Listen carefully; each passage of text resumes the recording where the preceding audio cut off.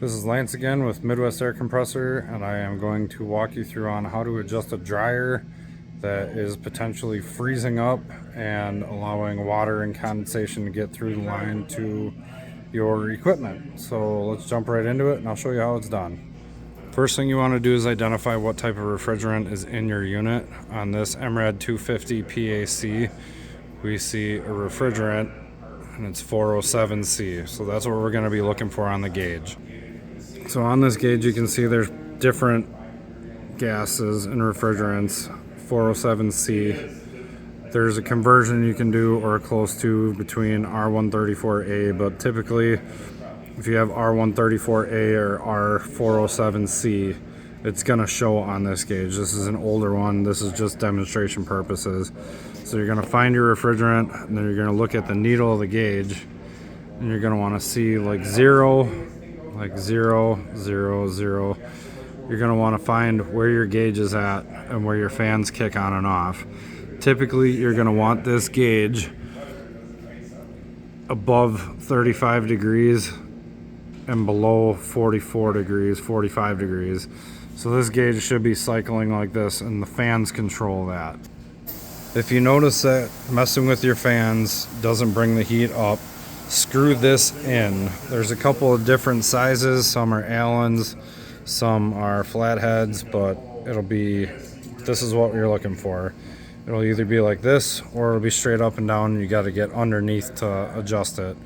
But screwing it in is going to bring your temperature up. The next thing you want to look for is this right here. This is your fan pressure switch. So this one right here is going to be pressure, and this is going to be differential. So this is going to turn your temperature up, and this one right here is going to tell it how long the fans go to bring it down. These two are what you adjust, plus or minus, to when the fans kick on and when they kick off. You want to make sure that the fans are kicking off at about 38 degrees because your temp will still slowly go down, and you want to make sure that the fans kick on at 44 or 45 degrees. The way that you tell the degrees is right here on this gauge. You want to see the fans kick on at 44, come down to about 38. Fans should kick off. You'll see the needle dip down, but anything below 32 degrees, the internal cooler right here will start freezing. You might not see frost, you might not see any of that actually freezing up, but it's all internal right here, and it's going to stop airflow, or it'll just stop drying altogether.